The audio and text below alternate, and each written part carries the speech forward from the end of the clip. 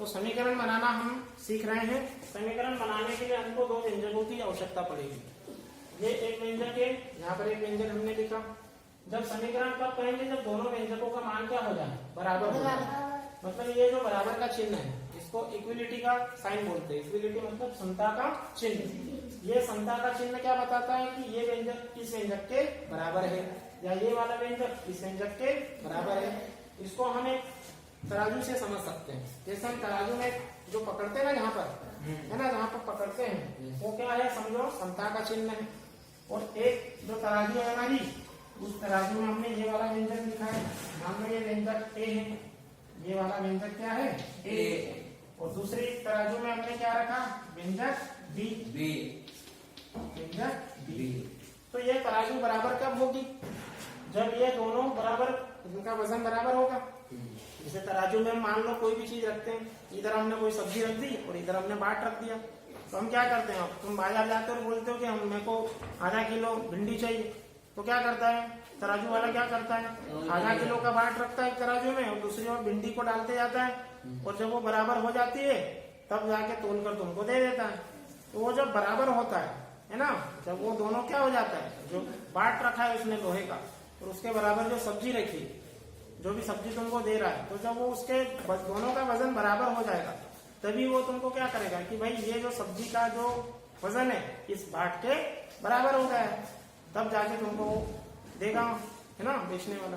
तो उसी प्रकार यहाँ पर भी समीकरण तब बनेगा जब ये वाला व्यंजक एक और दूसरा व्यंजक क्या हो, बराबर हो, तब हम उसको समीकरण कहेंगे, नहीं तो नहीं कहेंगे। जैसे उदाहरण से समझो, जैसे मैंने यहाँ पे लिखा, एक व्यंजक में लिख रहा हूँ, जैसे 2x घन 3। क्या मैंने लिखा, 2x घन 3। और इधर बराबर में मैंने लिखा बेटा, क्या लिखा, 5। तो ये एक संख्या लिखा है, ये अचर है, अचर मतलब दिया हुआ है मान लो। और ये भी पूरा क्या है, एक व्यंजक है, ये भी एक व्यंजक है, ये दोनों व्यंजक है। तो ये इधर वाले जो व्यंजक को हम कहते हैं कि भाई ये बायां पक्ष है हमारा, ये कैसा है, बायां पक्ष। और इधर वाले व्यंजक को हम कहेंगे कि ये हमारा दायां पक्ष है। क्या है ये, दायां पक्ष। अब हमको देखना है कि ये दोनों बराबर कब हो सकते हैं। तो कब हो सकते हैं, यहाँ पर ये जो x है इसका मान हमको मालूम है क्या, नहीं। तो ये x का मान हमको पता नहीं है, तो x का मान हम क्या करेंगे, निकालेंगे और उस x के मान को हम इस तराजू में रख देंगे यहाँ पे। फिर जाकर इसको दोनों को तोलेंगे हम कि ये बराबर आ रहा है कि नहीं। समझ में आ रहा है। तो हम क्या करना पड़ेगा, अच्छा ये तो क्या बन गया, समीकरण बन गया। अब हमको क्या करना है, समीकरण का हल ज्ञात करना। हल ज्ञात करने का मतलब ये दोनों जो व्यंजक है इनको हमको बराबर बनाना है। क्या बनाना है, बराबर। समझ लो कि हमको तोल रहे हैं, किसी चीज को हमको तोलना है, समझ लो, है ना। तोलने के लिए क्या करना पड़ेगा, एक तराजू में बाट रखना पड़ेगा और दूसरे तराजू में कोई भी वस्तु रखनी पड़ेगी। शक्कर तोल, यदि शक्कर तोल के देना है तो शक्कर को रखना पड़ेगा, सब्जी देनी है तो सब्जी रखनी पड़ेगी। और तब जितनी रखते जाएंगे जब उसके बराबर हो जाएगी तो उतनी तोल कर हम दे देंगे। तो यहाँ पर भी सेम टू सेम वही काम करना है हमको। यहाँ पे एक साइड तो एक तराजू में 5 रखा हुआ है, दूसरी तराजू में 2x घन 3 दोनों मिलके रखा हुआ है। तो ये x का मान हमको मालूम नहीं है, जब तक ये पता नहीं होगा तो ये बराबर हम कैसे कर पाएंगे। समझ में आ रहा है। तो हमको क्या करना पड़ेगा, ये x का मान निकालना पड़ेगा। x का मान निकाल लेंगे, फिर उसको यहाँ पे रख देंगे, और यदि ये दोनों बराबर हो गई इसका मतलब है कि हमारा समीकरण संतुलित हो गया। समीकरण क्या हो जाएगा, संतुलित हो गया। संतुलित कब हुआ, जब ये x का मान हमने यहाँ पे रखा, और वही x का मान क्या कहलाएगा, इस समीकरण का हल कहलाएगा। समझ में आया। तो हमको क्या करना पड़ेगा, ये x का मान निकालना पड़ेगा। तो अब x का मान निकालने के लिए क्या करेंगे हम, यहाँ पर धन का 2 3 और गुणा में 2 है, तो ये 3 और 2 को हमको यहाँ से हटाना है। क्या करना है, हटाना है। कैसे हटाएंगे, 3 और 2 को कहाँ भेज देंगे, दाएं पक्ष में। किधर भेजेंगे, दाएं पक्ष में। तो ये 3 जुड़ा हुआ है और 2 इसके गुणा में है। तो जो संख्या गुणा में है उसको डायरेक्ट नहीं भेज सकते, है ना। जब 3 गुणा करेंगे तब भेजेंगे। और 3 को कैसे भेज सकते हैं, पक्षांतर करके भेज सकते हैं। आया समझ में। गुणा वाली संख्या और धन वाली संख्या में किसको भेजेंगे, पहले 3 को भेजेंगे, क्योंकि 3 को हम एक पक्ष से उठा के दूसरे पक्ष में बिठा सकते हैं। 2 को कब भेजेंगे, जब 3 गुणा करेंगे तब। ठीक, तो यहाँ से क्या करेंगे हम, 3 को कहाँ भेजेंगे, दाएं पक्ष में। तो क्या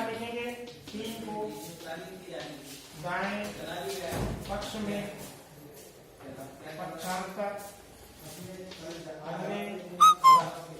ठीक है, अब ध्यान से देखो, जब कोई भी संख्या किसी दूसरे पक्ष में जाती है तो उसका चिन्ह बदल जाता है। क्या बदल जाता है? चिन्ह बदल जाता है। ठीक है, इधर देखो तो 3 कैसा है? धन का है। उधर जाएगा तो ऋण का बच जाएगा। ठीक है बेटा, तो उधर देखो तो यहाँ क्या बचा? 2x, और इधर क्या बचेगा? अब 3 इधर आ जाएगा, 5 तो वैसा का वैसा रहेगा। 3 इधर आएगा तो 3 का चिन्ह कैसा है? धन का है। इधर आएगा तो कैसा बन जाएगा बेटा? ऋण का बन जाएगा। यहाँ तक आया समझ में सबको? ये हमने क्या किया? 3 को उठाकर यहाँ बिठा दिया, समझ गया? यहाँ से उठा के यहाँ बिठाने को बोलते पक्षांतर करना। एक पक्ष से दूसरे पक्ष में जाना, आया समझ? भेजना। अब ध्यान से देखो, यहाँ पे क्या बन गया? अच्छा, ये 2x का मतलब क्या है? 2 गुणा x है। जब भी ऐसे दो संख्या तुमको ऐसे चिपकी हुई लिखी, साथ में लिखी, इसका मतलब ये दोनों का आपस में गुणा हो। क्या है वहाँ पे? गुणा का चिन्ह है। तो ऐसा गुणा का चिन्ह अलग करके लिख दो। ठीक, बराबर। 5 में से 3 आएगा तो 2 बचेगा। आया समझ में? अब यहाँ क्या करेंगे? अब यहाँ देखो x का मान हमको निकालना था, हमने पहले 3 को भेज दिया इधर। अब ये 2 फिर से बचा हुआ है, इसको भी इधर भेजना है। तो अभी इसको डायरेक्ट पक्षांतर नहीं करेंगे, अब ये गुणा में, तो गुणा में क्या करते हैं? तिर्यक गुणा करते हैं। क्या करते हैं बेटा? तिर्यक गुणा में। गुणा में यदि उसको हमको इधर दूसरे पक्ष में भेजना है तो तिर्यक गुणा के द्वारा भेज सकते हैं। तिर्यक गुणा में क्या होता है? ये ऊपर वाली संख्या का नीचे वाली संख्या से गुणा होता है, और ये नीचे वाली संख्या का ऊपर वाली संख्या से गुणा होता है। इसको बोलते हैं तिर्यक गुणा। आया? तो अब हम क्या करेंगे? यहाँ पे x बराबर 2 वैसा का वैसा है। ये 1 कहाँ जाएगा? यहाँ ऊपर गुणा में, और ये 2 कहाँ जाएगा? नीचे 1 में। तो ये 2 गुणा। आया समझ में सबको? ऐसा करेंगे तो मैं देखो x का मान अलग हो गया, तो वहां से x का मान हमको मिल जाएगा कि नहीं मिलेगा? यहाँ से क्या करेंगे? 1 से 1 कैंसिल, 2 से 2 कितनी बार कैंसिल? एक बार। तो x का मान क्या मिल गया? 1 मिल गया। अब ये x का मान सही है कि नहीं, मतलब ये x का मान जब हम यहाँ रखेंगे तो ये मान और ये मान दोनों बराबर होना चाहिए, तभी तो हम कहेंगे कि भाई ये समीकरण हमारा संतुलित हुआ है, मतलब हमारी जो तराजू है वो बराबर हो गई, तभी तो हम तोड़कर किसी को दे सकते हैं कोई मान। ठीक, समझ में आ रहा है? तो ये x का मान कहाँ रखेंगे? वापस यहाँ रखेंगे, ये वहां पे यहाँ रखेंगे वापस, और जब जांच करेंगे तो ये दोनों मान यदि बराबर आ गए तो हम कहेंगे कि ये जो x का मान है ये इस समीकरण का एक हल है। क्या है? हल। समझ में आया? और इसकी जांच मैं इधर तुमको करके बताऊंगा। ठीक है, ये लिख दिया था कि नहीं? चलो अब इतना लिख लो।